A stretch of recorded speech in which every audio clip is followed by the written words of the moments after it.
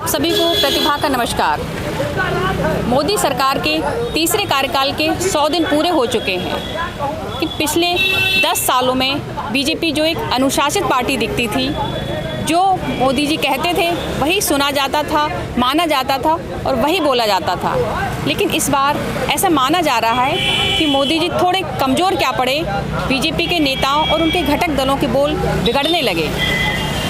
UP से लेकर दिल्ली तक विपक्षी नेताओं पर धमकी भरे बयान आने लगे।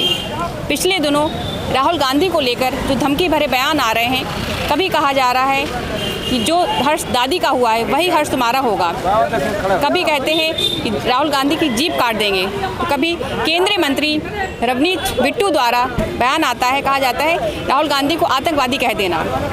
कांग्रेस ने इन नेताओं के खिलाफ, बीजेपी के खिलाफ FIR दर्ज कराई है। लेकिन सवाल ये है कि इस तरह के बीजेपी के नेताओं और उनके सहयोगी दलों के जो बयान आ रहे हैं, उसके पीछे बीजेपी की क्या कोई रणनीति है, या बीजेपी के नेता राहुल गांधी से डरे हुए हैं, या उनको डराने की कोशिश कर रहे हैं। बात करते हैं लोगों से। क्या नाम है? राकेश शर्मा जी। जी हाँ। जो राहुल गांधी को लेकर जो धमकी भरे बयान आ रहे हैं, रवनीत चड्डा केंद्रीय मंत्री है, उन्होंने कहा है आतंकवादी कहा गया है। तो इस तरह के जो अलग अलग धमकी भरे बयान आ रहे हैं, कभी जीप काट देंगे, जो दादी का हर्ष हुआ है वही हर्ष तुम्हारा होगा, किस तरह देखते हैं? पूरी तरीके से भाजपा बौखला गई है। जब से लोकसभा 2024 के चुनाव में जब से आदरणीय अखिलेश यादव जी और राहुल गांधी ये दोनों का गठबंधन हुआ, भाजपा पूरी तरीके से तिलमिलाई हुई है और बौखला गई है। उसको समझ में नहीं आ रहा, वो अनाप शनाप बयान दे रहे हैं उनके नेता, इस तरीके से अपना नैरेटिव फैला रहे हैं। ये क्या लग रहा है, वो राहुल गांधी को डराने की कोशिश कर रहे हैं, उनको धमकाने की कोशिश कर रहे हैं, या खुद राहुल गांधी से डर गए हैं बीजेपी के नेता? बिल्कुल राहुल गांधी से डर गए हैं। राहुल गांधी उनसे डरने वाले नहीं हैं। क्या लग रहा है कि नहीं ये बीजेपी की रणनीति है, या बीजेपी के नेताओं पर बीजेपी लगाम नहीं लगा रही है, सरकार लगाम नहीं लगा रही है? बीजेपी के नेता किसी को कुछ भी कह देते हैं, पूरी तरीके से स्वतंत्र हैं, जिसको जो चाहे सो बोल देते हैं, जो चाहे सो कर रहे हैं। पूरी बीजेपी राहुल गांधी और अखिलेश यादव जी से डरी हुई है, हर तरीके से हर मुद्दे पर फेल है। राहुल गांधी, अखिलेश यादव जी एक निष्पक्ष और निडर नेता हैं, लोकतंत्र के लिए हमेशा सड़क से सदन तक की लड़ाई लड़ते रहते हैं। इस तरीके से बीजेपी पूरी तरीके से डरी और सहमी हुई है। उनके नेता पूरी तरीके से बौखलाए हुए हैं, जो जब चाहे अनाप शनाप भाषा बोल रहे हैं, अभद्र भाषा का प्रयोग कर रहे हैं। असंसदीय भाषा का प्रयोग राजनीति में नहीं होना चाहिए, ये अमर्यादित है। मर्यादा में रहकर किसी राजनेता या नेता के प्रति बोलना चाहिए। क्या लाभ राहुल गांधी के खिलाफ जो धमकी भरे बयान आ रहे हैं, कभी आतंकवादी कहा जा रहा है, कभी जीप काट देंगे, कभी कहा जा रहा है कि जो हर्ष दादी का हुआ है वही हर्ष होगा, तो इस तरह के बयान के पीछे क्या सोच है? बीजेपी नेताओं की सोच क्या है? क्या राहुल गांधी को धमकी दे रहे हैं, डरे हुए हैं, या उनको डरा रहे हैं, खुद उनसे डरे हुए, या उनको डराने की कोशिश कर रहे हैं? भारतीय जनता पार्टी के नेताओं का चाल चरित्र चेहरा उजागर हो रहा है। क्या यही राम राज्य है कि किसी व्यक्ति को कहो कि उनकी जीप काट लो, उनको गोली मार दो, या उनकी दादी का जो हाल हुआ था उनका होगा? तो भारतीय जनता पार्टी के अगर वो नैतिक पार्टी है तो उनको अंकुश लगाना चाहिए अपने नेताओं पे कि इस तरह की भाषा का क्यों उपयोग कर रहे हो, या पार्टी से निष्कासित करें, उन्हें जेल भेजें। अगर कोई आदमी धमकी दे रहा हो इतने बड़े नेता को, राहुल जी 1 बार 2 बार के सांसद नहीं हैं, कम से कम 5-6 बार के वो सांसद हैं और विपक्ष के बड़े नेता हैं, और उनको इस तरह की धमकी दी जा रही है, तो छोटे नेताओं का क्या हाल होगा? आप ये बताइए। यही भारतीय जनता पार्टी का संस्कार है? ये तो कहते हैं हमारी पार्टी संस्कारित पार्टी है, यही तो ये लोग कहते हैं। वो कहते हैं वो लोगों की तरह नहीं है, कहते हैं हम संस्कारित पार्टी के लोग हैं। तो भारतीय जनता पार्टी का यही संस्कार है कि कहेंगे कि जो आपके दादी का हाल हुआ था वही आपका कर दिया जाएगा? तो भारतीय जनता पार्टी के लोग ये क्या कर रहे हैं? और ये महंत मुख्यमंत्री, संत मुख्यमंत्री हैं, इनके राज्य में यही एक महिला दरोगा का अपहरण हो रहा है 3-4 किलोमीटर की दूरी पर माननीय मुख्यमंत्री जी के आवास से। तो क्या लोग कहते हैं महिला सुरक्षा पे बहुत ध्यान दिया जा रहा है, महिला सुरक्षा पे बहुत कार्य हो रहा है। कहाँ का कार्य हो रहा है? जब लखनऊ शहर जैसे महिला दरोगा नहीं सुरक्षित है तो आम महिलाओं का क्या हाल होगा?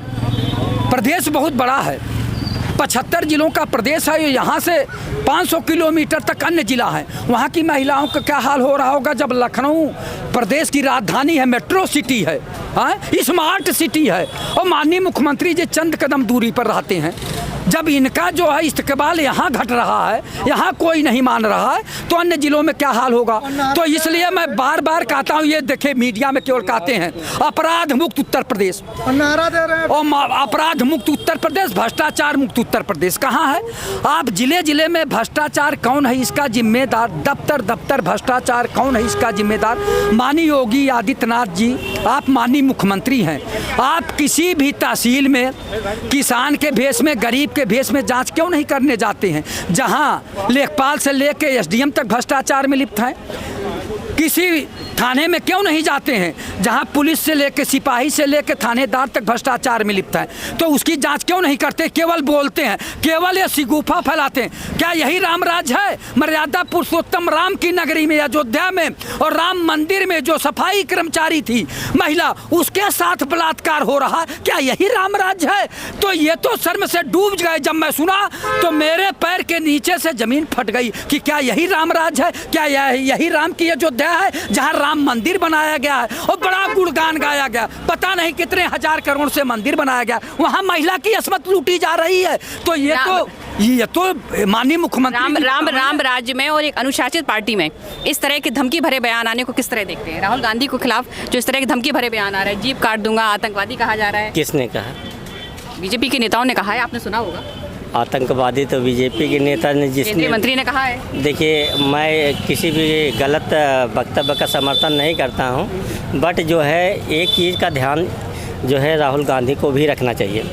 आप विपक्ष के बड़े नेता हैं, अब आपके ऊपर एक दायित्व है। आप सरकार के बाद दूसरा जो है सबसे जिम्मेदार जो है व्यक्तियों में आते हैं, ठीक है। आपके पास भी उतनी ही जिम्मेदारी है जितनी कि सरकार की है कि देश और समाज के हित के लिए जो है आप कहीं भी कुछ भी बोल नहीं सकते हैं, ठीक है। इसके लिए एक मर्यादा का पालन अवश्य ही करना चाहिए। जिस चीज़ से जो है देश और समाज के जो साख है वो गिरती है, ठीक है, उससे चाहे जो भी नेता हो बचना चाहिए। इस तरह के धमकी भरे बयान आ रहा है, देखिए प्रतिपक्ष को लेकर आतंकवादी कह देना, उनको जीप काट देना, जो हर्ष दादी का हुआ वो हर्ष तुम्हारा होगा, तो इस तरह के बयान से सहमत हैं क्या? देखिए, मैं भाषा का तो इस समर्थन नहीं करता हूँ, लेकिन जब जो है किसी के जो है बातों से जो है समाज और देश को इतनी पीड़ा होती है कि वो बर्दाश्त के बाहर हो जाती है, तो कहीं न कहीं जो है वो चीज़ें निकलती हैं। केवल एक व्यक्ति तो कर नहीं, थोड़े कमजोर पड़े हैं, तो उसके वजह से बयान इस तरह के उनके नेताओं के बिगड़ने लगे हैं। कोई अनुशासन में नहीं रह गया। देखिए, जो मैंने पहले भी बता दिया कि मैं किसी तरीके की भाषा का सपोर्ट नहीं करता हूँ, लेकिन हाँ, इस तरह की भाषाओं पर क्या लगाम नहीं लगनी चाहिए? देखिए, ये बिल्कुल लगना चाहिए, क्यों नहीं। चाहे जिस तरफ से इस तरीके के वक्तव्य आए, मैं उसका समर्थन नहीं करता हूँ। जा रहा है कि केंद्र में मोदी सदन में राहुल गांधी की जाति पूछते हैं, बताइए इस तरीके के